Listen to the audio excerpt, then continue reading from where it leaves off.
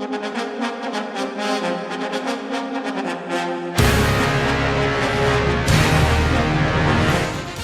listening to 90.3 WHPC, the voice of Nassau Community College in Garden City, New York. I'm Bill McIntyre here with John Gallo for another edition of this week's Long Island News, the news show that brings you news stories about Long Island and about Long Islanders. And now we're very happy to be joined again by the new Town of North Hempstead Supervisor, Jennifer Desana. And thanks again for joining us today. Good morning. Thanks for inviting me. And congratulations on your election. Yeah, we're actually in the studio. But now, when we last spoke with you as a candidate, we discussed your background, not in politics, but at the SEC, in law, nonprofits, and civic associations. Right. Oh, yeah. Well, that's a good one. So, can you talk about your experience during the transition into government service? It's been a little bit difficult. I was not expected to win this position, and we are trying to create a new government that is balanced, where, we're making sure everyone has a seat at the table. And it's got its good days and its bad days. Town law is very interesting because the town board serves as legislators, and I'm also the executive. So, there's a lot that we're all learning about how we run the town. How does the supervisor run the day-to-day activities, and how does the legislative body vote on things? So it's been very exciting. The best part really has been meeting all the people. This is what I've been doing my whole life, is working with people. So when I am invited someplace to celebrate an event, obviously we always bring proclamations, to be there to celebrate, I had dinner with the Albertson Fire Department the other night. I'm going, to the Westbury Fire Department dinner Saturday night. To be invited and to sit with these heroes. I've been at the police academy that's right next door here, several times, and it's just humbling to be among them. People who are trained to protect us and who have made Nassau County safe. The town of North Hempstead, we're a beautiful suburban community, and people move there for safety for their families. So, to be among people who are keeping us safe, it's just amazing. And, so there's a lot to learn, a lot of people in the town of North Hempstead, and I'm getting very busy now being out there with them, which I love. That's great. And certainly we see you out there, and, we follow on social media, and we know that you're at a lot of these community events, and we know there's a lot of headaches that come along with being in government, but there are some nice things. I saw you had a Valentine's Day event honoring some folks on their anniversaries, and, just being out there, like you said, with whether it's the vets or whether it's, PD or other, FD volunteers, et cetera, being a part of the community and just, kind of hearing their stories and trying to, turn that into policy and, good governance. So that's certainly fascinating. But, to that point, I know, like you said, you were new to being elected, but you did have a transition committee that had a number of folks that, weren't as new. And how did they maybe play a role in trying to help you get this kind of going, even though, like you said, you may have hit some maybe obstacles along the way? Mm-hmm. Well, the transition team helped me build my supervisors team. That's the most important thing they did. And there are a lot of mayors on the transition team because the mayors in the villages and the village staff, they have great experience in government administration. And that's something I needed since I did not bring that to the table. So, the best that came out of that transition team was, choosing my deputy supervisor, Joe Scalero, who, was, a unanimous choice for his experience in government administration. And so, with him, we can now make the reforms to our North Hempstead town government that we need, fixing the building department, making sure the highway department has what they need, because he's been doing that for a long time. So the transition team was really developed so that people from all around the town would know somebody on the team so that they'd feel comfortable sending in resumes and recommendations, and so that, people could help me choose someone who is really experienced and, to help us move forward. Of course. And, to that point and moving forward, we know that you certainly have made it kind of one of your tenets, maybe with your history, not in politics, to end, quote unquote, local partisan politics. And we see that sometimes that's easier said than accomplished, regardless of party. Yeah, the cooler heads prevail situation. So can you talk about, how you're trying to, I guess, champion that cause? And I know you may have, like I said, seen some opposition in terms of some of these appointments and other processes. I did think that I would be able to come in and that people would trust me to bring them together. I think that's what was expected of me, because here I am, a registered Democrat who ran as a Republican because I just wanted to get in there and make change. But unfortunately, There've been a lot of roadblocks. One of the first things was the physical division of town hall. One of the first things that happened was the two newly elected council people were not permitted to move into the town board suite. They were told to go sit somewhere else in town hall, and some other staff was transferred into the town board suite. So it's something that I don't really enjoy talking about anymore. But, a lot of people have suggested I should be doing a better job of bringing us together. But I don't have the ability because, unfortunately, I'm still outvoted on the town board. So, it's going to take some time for us to, coexist. Really, what we want to do is make positive change for the residents. So, some of the things that I've been confronted with, at the first board meeting, there were major budget transfers. So, why are there major budget transfers only 2 months after an election? People have to ask why. Is it something to benefit the residents? Probably not. It's probably to benefit somebody else. So, these are the questions we have to keep asking. What changed? Why did we change the budget? Why did we change the office locations? Why did we create a new group of staff that reports to the town board that used to report to the supervisor? These are things that are making it harder for me to do my job. And, I just have to sometimes apologize to people when they say, why aren't you doing this? Why aren't you doing more? Well, the staff that used to work for me left, and now they report to the town board, which, the town board only meets as a board once every 3 weeks, and they can only act by resolution at a town board. So who is supervising the new staff that no longer reports to me? It's a real question of law and question of government. Is, how is government supposed to function when we don't know who this staff is reporting to anymore? They're just, so we have a lot to work through.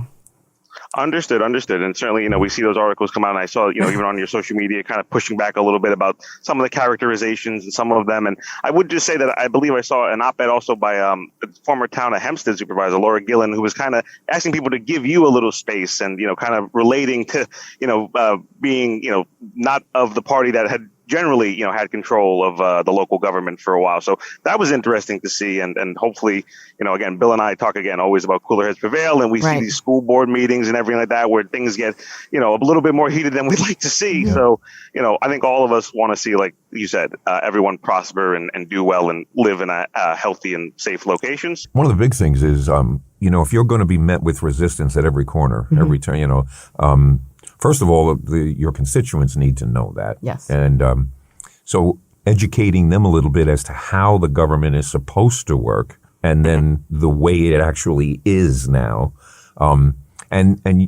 Would you characterize these things aren't, somebody may not have a legitimate gripe with a move that you're going to make, or, are they really just political? Let's call them nuisance,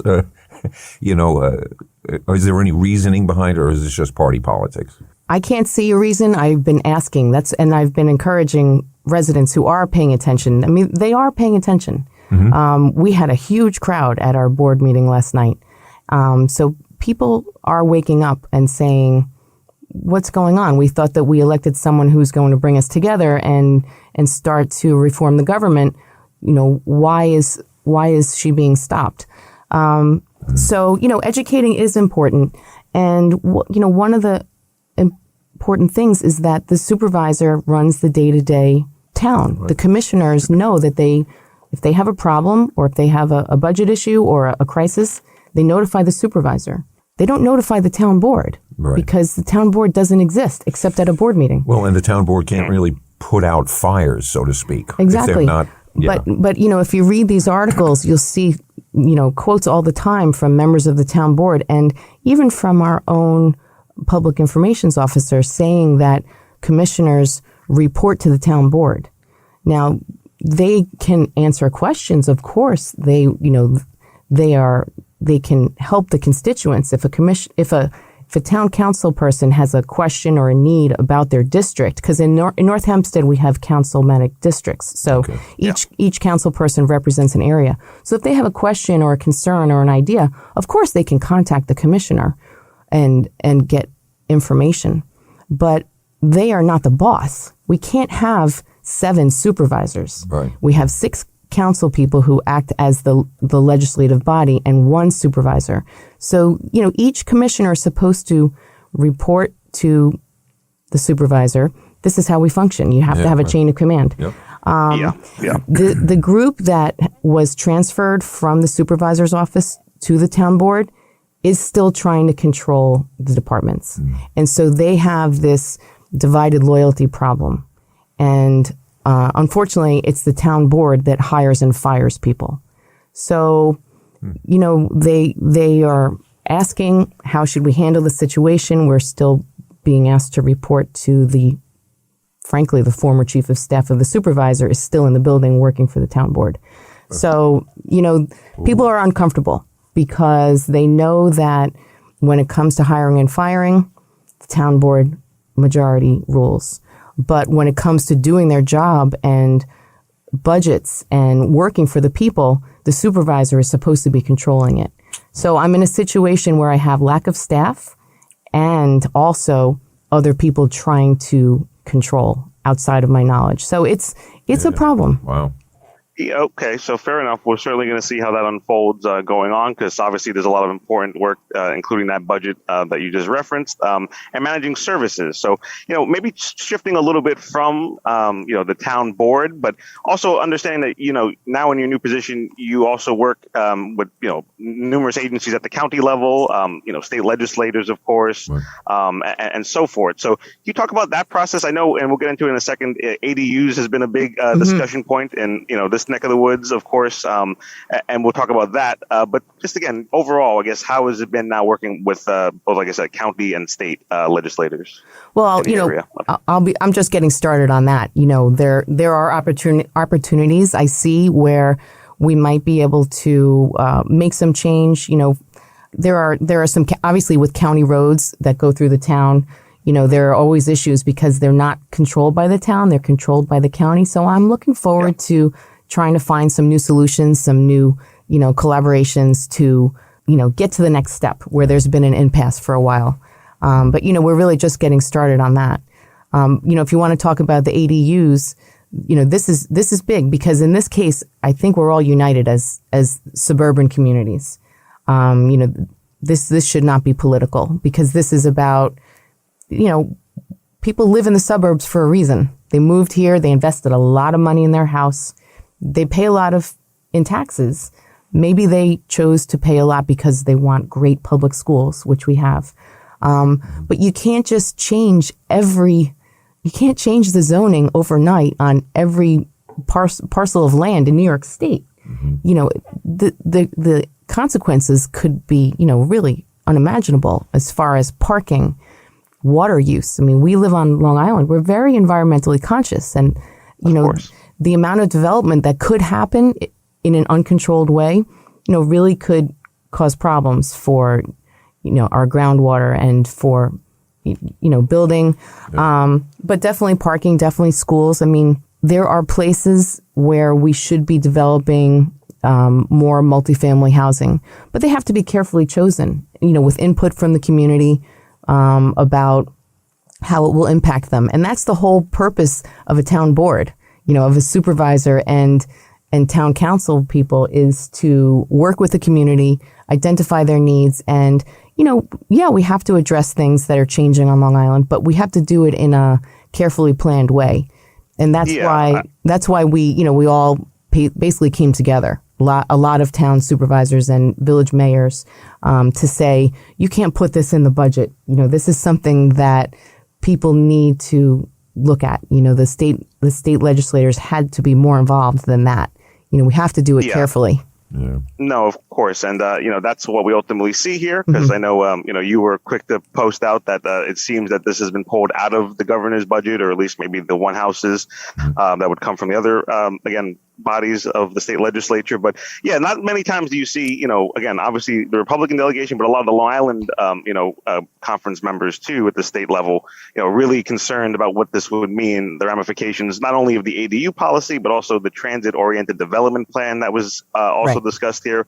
And like you said, people know that, populations rise, and, that seems to be the trend with these big cities. But at the same time, a one size fits all solution doesn't seem to be what anyone really wants. I know especially the civic associations and the homeowners associations, et cetera.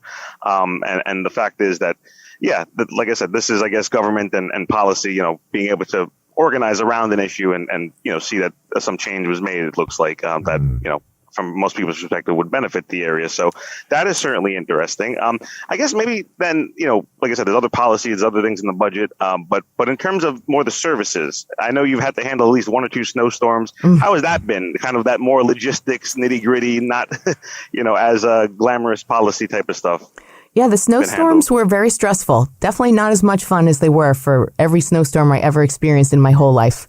But no snow days anymore. No, but we have a really great staff of in our highway department in North Hempstead. So, with preparation, we handle it. They go out. They're working on a snowstorm 2 or 3 days before it starts by treating the roads with brine and salt so that it won't freeze. And then, then they transition. They know when to put out the sand and the salt. It's, depends on what the temperature is going to be. So, and then they switch to plowing. So it's a process in place that, results in clean roads. So, definitely it was a lot of work. Especially the big snowstorm. Yeah. But, and I want to say one of the most important things was that people stayed home during that storm. Because I did go out driving around with the highway superintendent, and I saw almost no cars on the road except for trucks with plows. Right. And, that just keeps everyone safe. That means our first responders don't have to go out rescuing people. They don't have to deal with property damage. So I've been saying to people, thank you for staying home. That was very important and very helpful. People sometimes don't realize, prevention, that's my former business, was prevention. So the accidents that didn't happen were because people stayed home. Right. And it means we have better roads too, because our crew can do a better job. Yep. I know you always hear it, don't crowd the plow. And certainly, like you said, you want to make everyone's job easier to get us out of those snowstorms as quick as possible. No need, you want to sightsee, maybe stay on your own block and, go for a little stroll. Be careful with the ice, but no need to, be out there driving around and sliding and getting stuck in a ditch somewhere only to have PD have to try to pull you back out or something. So certainly an important information. And like I said, that's a lot of times, people think about the policy, but, there's the sanitation in a lot of towns that's dealt with directly. There's, other types of municipal services, like you said, that certainly, are the bread and butter. And people don't usually pay attention to me and they'll say when things go well, but if things go not so well, right. A lot of people are quick to point them out, of course. Do everything right and you won't hear a word. First thing you do wrong, you're going to hear a chorus. Right. Yeah. That's how it is sometimes. Let's remind our listeners again that they are listening to this week's Long Island News here on 90.3 WHPC, the radio voice of Nassau Community College, here with Bill McIntyre, myself, John Gallo, and thankfully still joined by the new Town of Hempstead Supervisor, Jen Desana. So, again, just maybe continuing on what we were speaking here in terms of the budget and some of those policies that you didn't like, was there anything in terms of I guess, funding or anything that, seemed like a positive to the town, and also maybe related to, some of the COVID and economic money that was in the previous budgets. I'm not sure if that's there this time.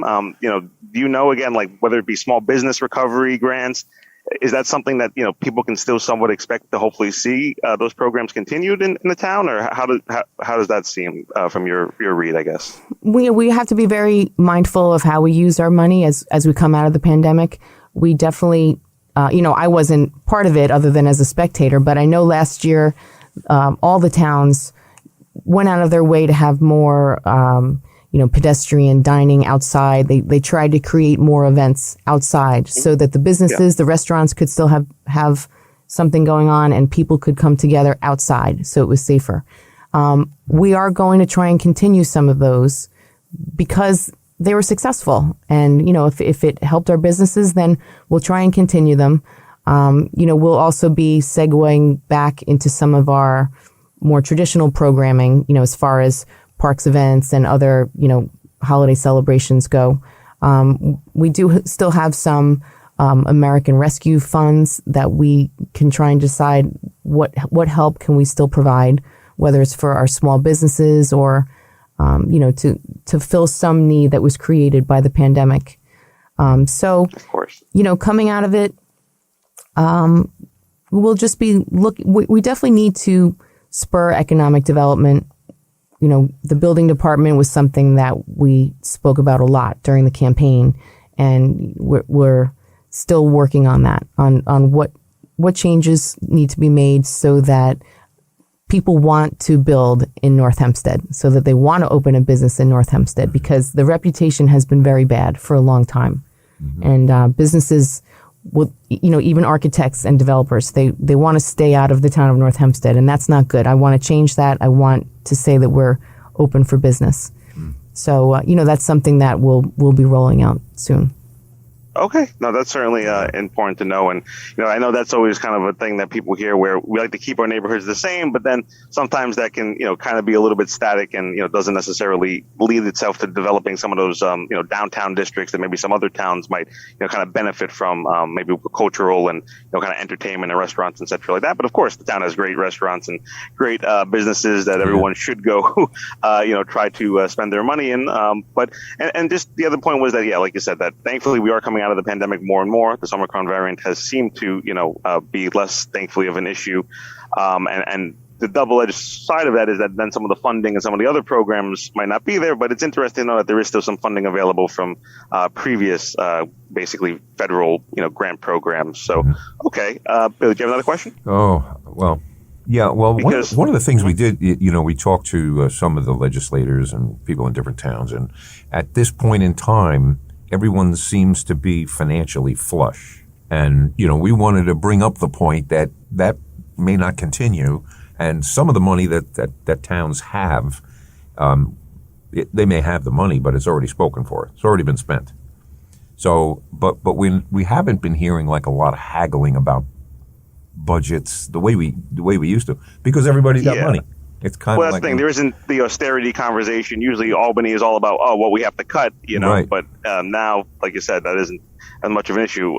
So I guess, is that something that you're seeing too, or is that something that, you're preparing for in terms of, the long-term fiscal, I guess, viability of the town in terms of like the credit rating and other things like that? I'll be working on our first budget this year. Obviously, the credit rating helps because it means that a town can borrow more money. But, we really do have to make some fiscally careful decisions about what we're spending on, what projects are we going to do. Having the AAA bond rating is great, but we still have to be careful what we choose to do with our money.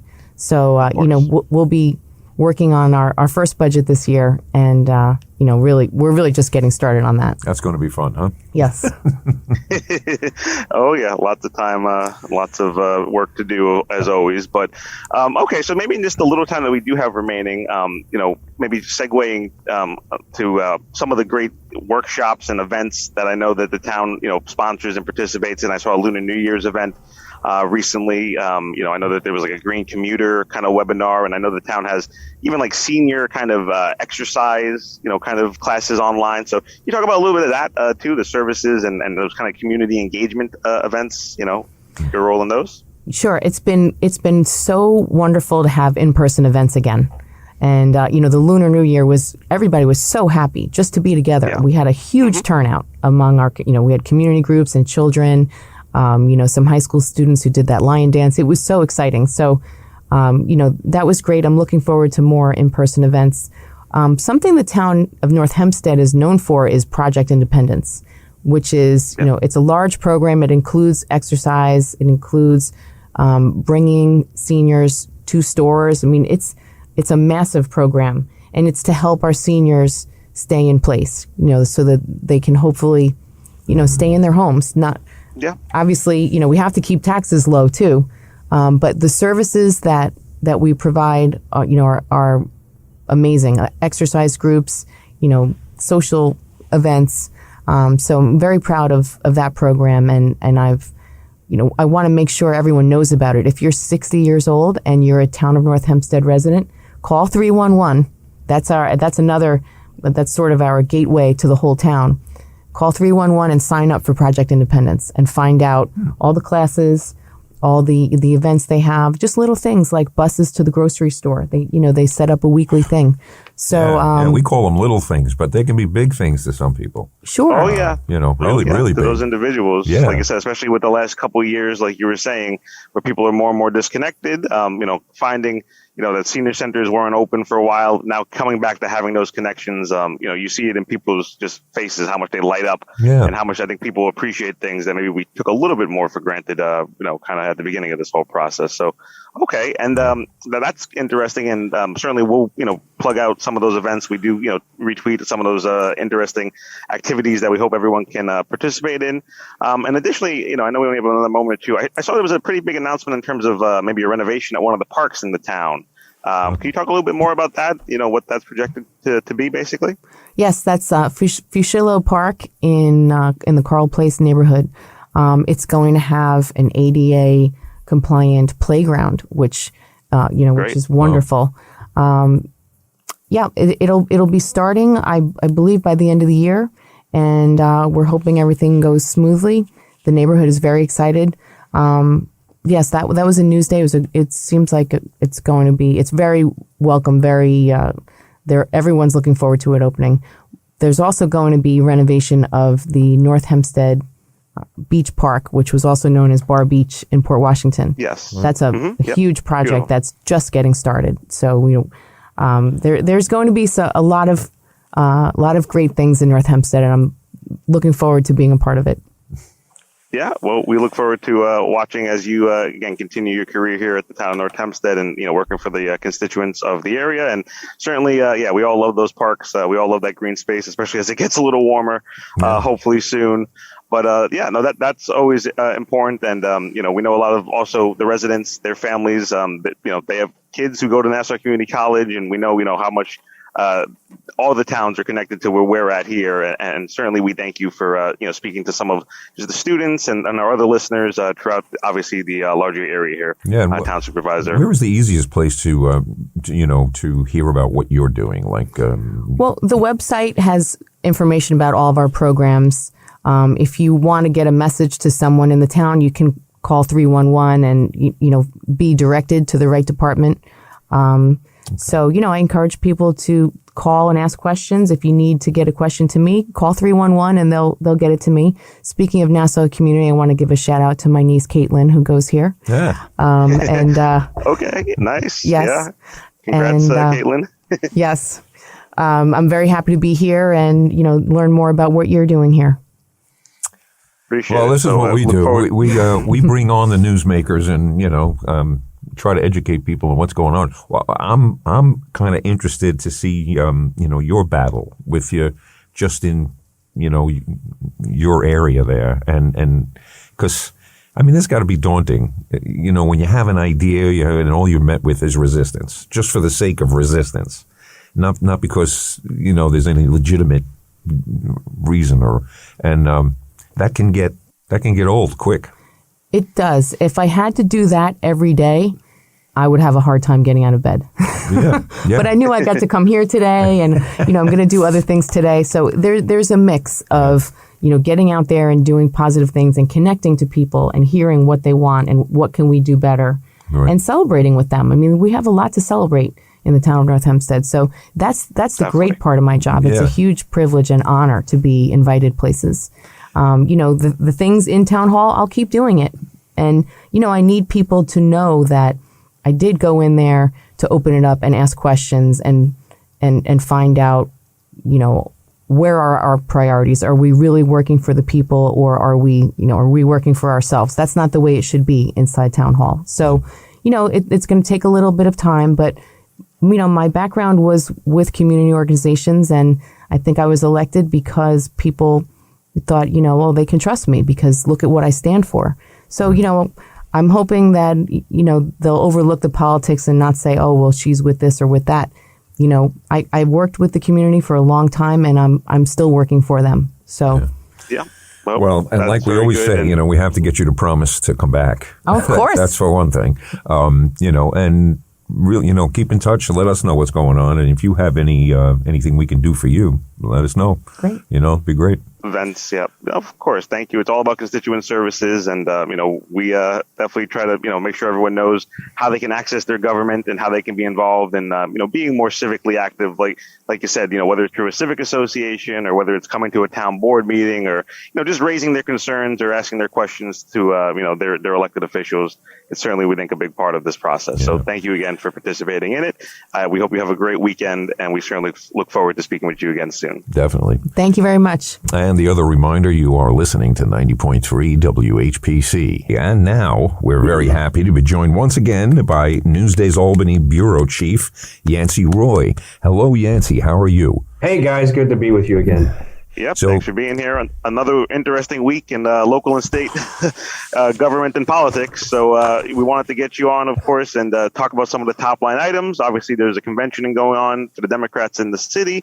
But first, we wanted to start with more Long Island electeds announcing that they won't run. Yeah. So that was Kathleen Rice, the representative, Senator Todd Kaminsky, Assembly Member Miller, and maybe even some more that I missed. So tell us what's happening here. Why is this? As soon as I heard that stuff, I said I thought of you, Yancey, right away. I said that's one question I got to ask him. He's working the phones, I'm sure. Why are they deserting the ship? Well, I think that in the case of the state legislators, that had been maybe kind of a little bit expected for a while, certainly for a few weeks or so. In the case of Melissa Miller, the Republican Assemblywoman from Nassau County, look, you start with Bruce Blakeman, got elected county executive. That created a town board vacancy. Missy Miller was one of the people who had been talked about that might fill that. And I think it also kind of fit when she talked to us about it. She first became active in politics around the medical marijuana issue, and she's been very public about. She has a great son named Oliver who has some medical conditions where she was campaigning for him and to get this, and that's how she became active in politics and then later elected in office. And one of the considerations for her about accepting the Republican suggestion to take the town board position in Hempstead was that it would allow her to not have to travel to Albany so much. That's a biggie. So there's a little bit of that. I think she said it was a great opportunity, right timing for all of that, and so that's part of why she said she made the decision. And now that's going to throw that seat open. It's going to be competitive, I think, in that assembly seat. Todd Kaminsky, as we all recall, had ran for district attorney, got beaten resoundingly for Nassau DA. And for a while, there'd been talk about whether he would decide to come back to the Senate. I mean, it was kind of out there for a bit. And finally, he made the decision. He didn't say specifically, but he said he was leaving public service. I think everyone took that to mean he's going to be joining a private law firm. Look, he had worked as an assistant U.S. prosecutor for a number of years before he ran for elected office. So I think the private law firm world is sort of what is next for him. And again, that's going to be interesting. That's going to be very competitive, 2 races. And then maybe the biggest one of all was Kathleen Rice, Congress member, who said that she's not running. And she announced it on Twitter. And I was at the Democratic State Convention this week, which I'm sure we'll get to. And the sense there was that her announcement really caught people off guard. I think that seems so. Yeah. I mean, Kaminsky and Miller, there had been kind of rumblings that maybe they wouldn't run again. Kathleen Rice, though, seemed like that took everyone off guard. And now that's kind of like settled a number of dominoes in Nassau County falling. Who's going to run for Congress? Who's going to run for Senate? Who's going to run for Assembly? These districts all kind of touch on each other and overlap a little bit. And so now there's a whole rush of candidates to try to see who's going to be filling what post. And frankly, I don't know if we'll know an answer before March 1st. By the way, March 1st is the day that candidates must start gathering petition signatures, as you do in New York, to get on the ballot. So that's right around the corner. And so we'll soon see what, folks think they have a shot and get out there and start campaigning for either of those three offices. All of them should be very interesting come fall. Very competitive. Certainly. Right, yeah. And it's just fascinating to me thinking that in theory, Andrew Garbarino could be the senior representative from Long Island after one term after Peter King being there for, a good long run, obviously. So that's one thing. And then I guess, and I have seen that other, members, both at the state level and even reps, from other places have decided that maybe this isn't their, kind of year, maybe the midterms, maybe, some of the redistricting, et cetera, et cetera. But I guess maybe just to stick on one of those individuals, Assemblymember Miller, because usually, you don't see a lot of times folks, coming down to a lower level of government unless, like you said, maybe convenience, family circumstances. But particularly I was interested because if she's an advocate for medical marijuana, it's going to be interesting when her coming to the town, which is, very much openly opposed to recreational marijuana. So I just wonder how that will play out, as a somewhat aside. But I don't know. It's going to be interesting. Do we know who has kind of entered these races yet, or is it still kind of a little early? No. As we sit here at the midpoint of February, like I say, we probably got about 2 weeks until the petition gathering. I got to imagine, though, that the county chairs in the next couple of weeks will kind of start to focus on, backing one candidate or another. So I think, next week's probably going to be pretty big. The next 10 days are going to be pretty big in terms of answering those questions. And then go back to your Garbarino point, Andrew Garbarino, Republican congressman from Suffolk County, here we are in February. That means he's been on the job 14 months. And come next January, it'll be 20. Well, if he wins, it's not guaranteed to win. But if he wins re-election, he will be the most senior member of the Long Island delegation with all of 24 months on the job, because the other primary Long Island seats, the incumbents are not running. That's Lee Zeldin, who's running for governor, Tom Suozzi, who's running for governor, and Kathleen Rice, who's not running for anything. Yeah. Wow. So certainly that's going to be interesting. It'll be a loss in seniority, which will also mean a loss in influence and power for the Long Island delegation. Yeah. Suozzi, I know it was interesting hearing, and we'll get to the convention in a second, but hearing that, it was reported that the former presidential candidate, Hillary Clinton, Secretary of State, had given him a call to say, can you, try to stay in the delegation? And the fact is that he had, a pretty powerful seat on the Ways and Means Committee and otherwise. But, I know we've spoken with him and he's talked about the fact that, again, he sees himself as that, moderate, and he's running maybe even more to the conservative wing now. But that might not play necessarily in his district as, might be kind of reimagined, we'll say.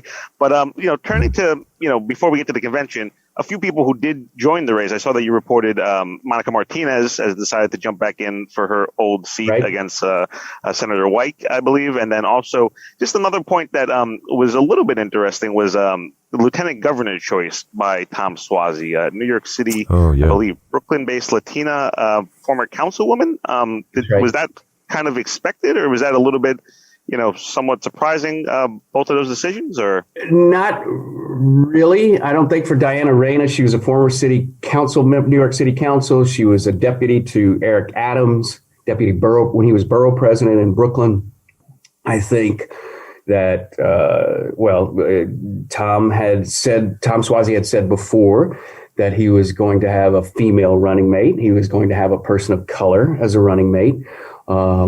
In terms of a consideration of trying to build a broader base, a broader appeal to a broader spectrum of Democratic primary voters. And so, while nobody knew until about the last 24 hours, right before the announcement, word started getting out about who it was going to be. But until then, I don't think that, the specifics of who it was going to be was known. But the type of person he was going to select, the profile of someone he was going to select, he had kind of been, kind of open about that. And he also, we should note, the next day announced that one of his campaign chairs is going to be Fernando Ferrer, one time near miss of a mayoral candidate way back when for New York City, 2001, I believe.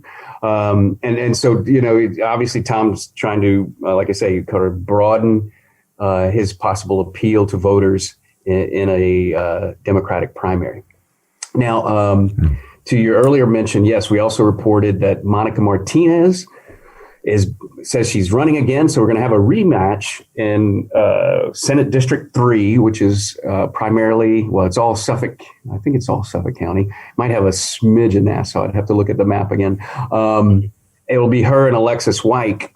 And to recap the real history here, Monica Martinez won a surprise victory in 18 because that district was always considered Republican, but she was part of the blue wave and rolled to victory in 18.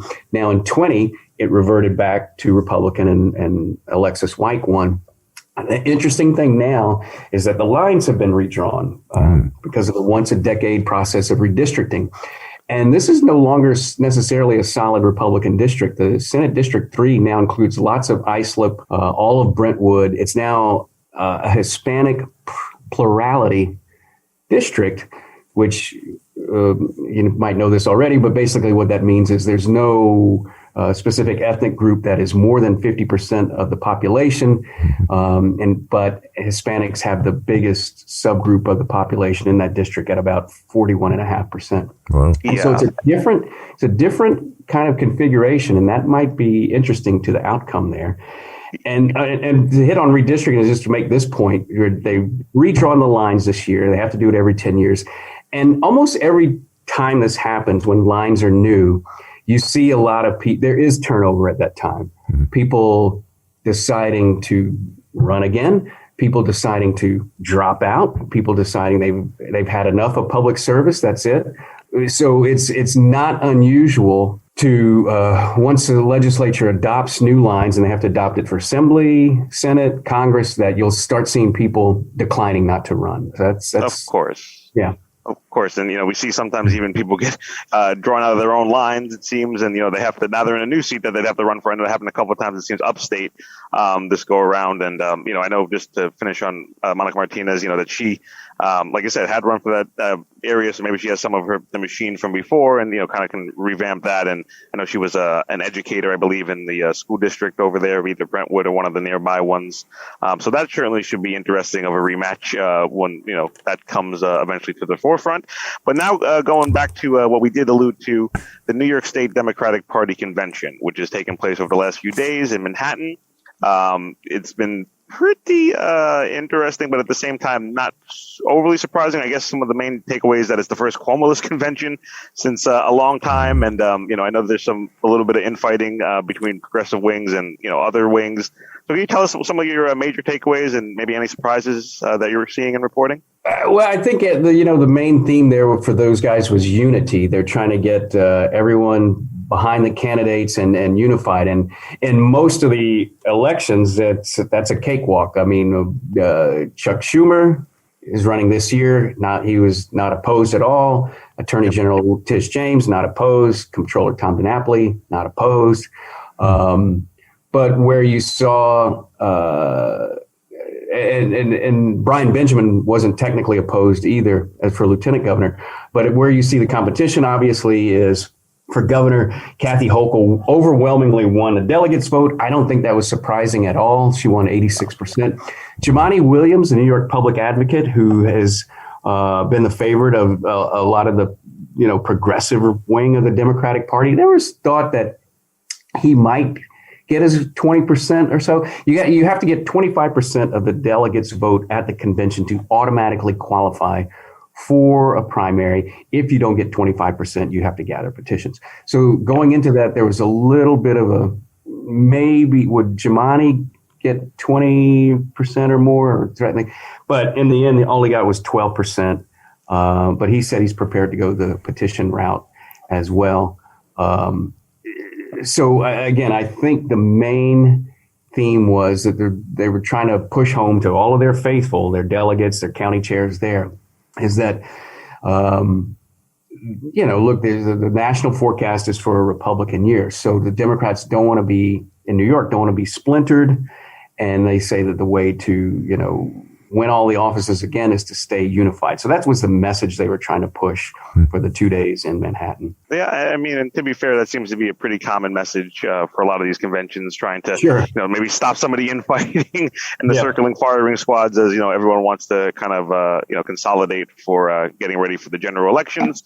But that said, as there would be also some discontent, I know Jumaane Williams and I heard some progressive lawmakers talking about maybe the lack of inclusion of some of their platform issues, but also not just that, the Latino kind of representation. I know they put Congressmember Espaillat up on the kind of main stage at a point, but it seemed to be a little bit of, we'll say, noise coming around that kind of that those decisions. Yeah, there was some friction. There was some dust up around those. I mean, first of all, they put out the speakers lineup, the name of the people, and immediately what was noticed was there were no Latino speakers. There were African American speakers, but there were no Latino speakers. So after that, the way things happen now is like, something like that happens, and all of a sudden people are talking about it on Twitter, and within a couple of hours, all of a sudden, bam. 3 new people are added to the speaker list, including Congressman Espaillat. And just having done this for a long time, that's the kind of thing that before there was a Twitter, before there was internet, it would have been a story in a paper, and it would have taken 24 to 48 hours to kind of get people to react. So that's an interesting phenomenon. There was also another kind of dust up, if you will, in that when Kathy Hochul began her speech, there were folks who were in the convention hall who began chanting for, among other things, the so-called good cause eviction bill, which is a pro-tenants' rights bill. And there were also folks who were chanting for more help for excluded workers. And so they kind of sort of disrupted her speech for a few minutes and then were escorted out. But they tried to make their point to the delegation and to the candidates to remember our issues. But it was just a short, like I say, a short dust up. A 4 or 5 minute kind of interruption was probably the only thing that didn't go exactly Kathy Hochul's way all day. Not bad. Yesterday. Everything else went her way. Yeah, that's not bad. They had a pretty tight run of show, it seemed like, and that didn't seem to interfere with it too much. Just one thing about those folks: do we know, were they outside, kind of individuals, or were they actually delegates? Is that outside? They were not delegates. That's what I mean. Okay. What happens is, and attendance was lower this time because of COVID. These things are usually more attended. But the way these conventions lay out, you've got a section that's cordoned off for delegates, and that happens with Republicans too. And that's where you see the little banners that say Nassau County or Otsego County or whatever. It's like the presidential almost. Yeah. Way in the back is all of the media guys, and then around the edges are so-called guests, and these can be activists. It can be other officials, like Long Island senators and assembly people were there. And in the case of Democratic conventions, there's often a lot of union representation and other groups that are there. And the room is, those, as long as the fire code allows it, they usually allow people in, right? They'll usually try to keep people out. So at some point, some of them had assembled on the side of the room, and for the point of when Kathy Hochul began to speak, chanting out, their issues. And I don't remember the slogans they were saying at the time, but those were the 2 issues that they were talking about. Yeah. And that's not unusual for something like that to happen at a convention. Of course. Yeah. Of course. So that's certainly interesting, and that's sort of in the books now, the Democratic convention, like you said, and not too many surprises, but we are going to see a Republican convention come to Nassau County pretty soon, right over near our college over here. So that's going to be certainly interesting. I guess maybe just before we go there, though, actually, okay, let's talk about that then. Let's talk about the convention and then maybe just whatever, the kind of top line about Albany, what's ongoing there. But I think that kind of plays together. I imagine, the Republicans will be talking about bail reform when they come to town. There was this, I guess, victory to not just Republicans, but to a lot of the suburban Democrats regarding the ADU policies and transit-oriented development. So I guess what can we prepare for in terms of that kind of just process and event coming our way? Right. It's February 28th and March 1st. It's going to be at the Garden City Hotel, which also it's interesting that both parties have their sort of hotel favorites that they go to all the time for the conventions. If the Dems have their convention on Long Island, it seems like it's always the Long Island Hilton out near Melville. If the Republicans come to Westchester, they almost always go to the Rye-Town Hilton. If they come to Long Island, it's almost always the Garden City Hotel. Okay, must like the food or something. There's probably a history there where these places have organized events for them. So I think unity will be a big Republican message too. They have to, and they are outnumbered 2-1 in enrollment in the state. So it's always sort of an uphill battle. But if they feel they have national political currents helping them, which it seems they will this time, and if they have some issues that they think will resonate, such as criminal justice, issues of violent crime, issues of taxes, that maybe, they can pull off some victories. And so I think, it's interesting there too that Lee Zeldin is sort of the preferred candidate by many county chairs in the Republican Party, but there's some other candidates there too, Andrew Giuliani and Rob Astorino. Will they get any votes at the convention? Will they qualify for the ballot? Will they decide to run the petition route? Will they decide not to run at all? I think those are, that's probably the top line issue as the Republicans get ready for their convention. And then second of all, they also need to, among other things, fill out the rest of the campaign roster. They haven't really focused on a state comptroller candidate, for example. But I think you'll see a lot of in the similar things about the conventions is that either party calls for unity, either party calls to rally around their candidates and get the troops fired up and, get them out there and hustling and working hard. Lots of red meat, of course, to ensue, of course. Certainly, we'll stay tuned for that and obviously watch all the reporting that comes out of Newsday and the local press out of here because, it's a nice thing you see that we, get the Hofstra debates, every couple of years and then, the convention coming here gives a little more access, hopefully, to the press out here, the press corps. But okay, so that's certainly going to be interesting and we'll see what comes of that. I guess in the little time we have remaining, Yancy, can we talk about then just the Albany ongoings, where things stand? We know there's been a bunch of budget bill hearings basically and the proposal negotiations that are ongoing. So maybe just talk about the decision that happened here with the ADUs recently, I think got pulled out of the budget and some other top line items that you're watching. Yeah, well, to start with that one, the so-called ADU, it's apartment dwelling unit, is the sort of awkward government speak phrase for it. Granny apartments or something else, yeah. Exactly. Some people call them granny apartments, yeah. It's about the idea from Hochul and backed by some progressive groups of the Democratic Party was to expand the use of these by, in some sense, like not allowing local zoning rules to prohibit them. And so it'd be a way to, it's about population density and all of that other stuff. But it really generated some opposition in suburbia, especially on Long Island, and especially, not so much the issue of apartments and more dense housing, so much as what really struck people was the override of local zoning board control. And so you had Republicans and Democrats opposing this. A lot of Republicans, Tom Suozzi has made it part of his gubernatorial campaign. So, and also Governor Hochul put it in her budget, which means it gets lumped in with everything else. That's the important thing to know: school aid and environmental projects, and so it all gets lumped into one. And sometimes that makes it easier for controversial things to get approved.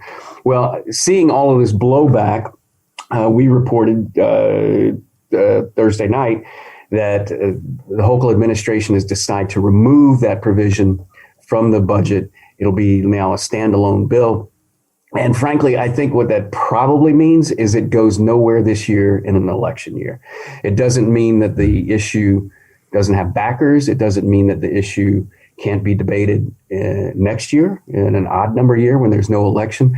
But I think the practical politics of it was they wanted to take it off the table during an election year. Yeah, too much of a distraction, just the one issue. I mean, the fight's not worth probably the effort, I think some would seem. And we just spoke with the town of North Hempstead supervisor, and she certainly was part of the delegation, from Long Island, both state and, county and local towns who really were pushing hard against that and the transit-oriented development plan. Just to clarify, so is that also pulled? Because I know, again, there were standalone bills. There was the Harcum bill for ADUs, and then there was a Hoylman bill that also wasn't really seen as, moving very far, but then kind of got incorporated in the budget. Are they both now pulled, or is that one still on the table potentially? Well, you've got individual legislators can always have their individual bills. It just means that means that as far as the bill language of that Hochul presents and can still amend to the legislators, that it won't have that provision in there. And you talked about there's budget hearings going on now. It's sort of the usual kind of scripted dance that happens around state budget is this. A governor in January presents the budget. In February, state legislators have all these hearings on various topics, one a day, transportation, environment. Yep. And then the real work begins in March. And I think that's what you'll see now, because you've got a combination of hearings going on and political conventions kind of taking up some of the energy. So I think you're just going to have not much happen with state budget or issues until you get past March 1st. Both parties will now have their conventions over and done. Candidates can start to do their process about petitions. And then you'll have that sort of mad dash from March 1 to April 1 to really crunch this $216 billion budget into something that can be approved by the legislature. So March is the time when those issues really get hashed out. Is there anything else that you would watch maybe going into this week? See any other developments? Do you think we kind of hit a little bit of a lull, or is it still maybe more? Well, we're about to have that school week break, right? Right. February school break. So I think you'll have a bit of a lull, and then you'll have the Republican convention, and then, like I say, and then March. That's the things to watch during this school break week is, candidates dropping in or dropping out. We're still in that period before, the new lines are out there. Petitioning starts soon. I think the watch is going to be on for who says I'm running for Congress, I'm running for Senate, or I'm not running. So I think that's going to be the thing to watch for the next couple of weeks. Yeah. Okay. So we will stay tuned, and we'll rely on you to tell us what's going on. It's a lot. It's a lot to watch. Yeah. It is, but thankfully you folks have great eyes on it. So appreciate the time always, Yancey. Appreciate all the work that you and your colleagues do, and we certainly look forward to speak with you again sometime. I'm sure again soon. Thank you, Yancey. Thanks, Yancey. Thanks, guys. We'll see you soon. Have a great weekend. The clock on the wall is telling us it's time to move on out of here. We thank you for joining us. Remind you can catch this week's Long Island News every Friday at 3 p.m. right here on 90.3 WHPC.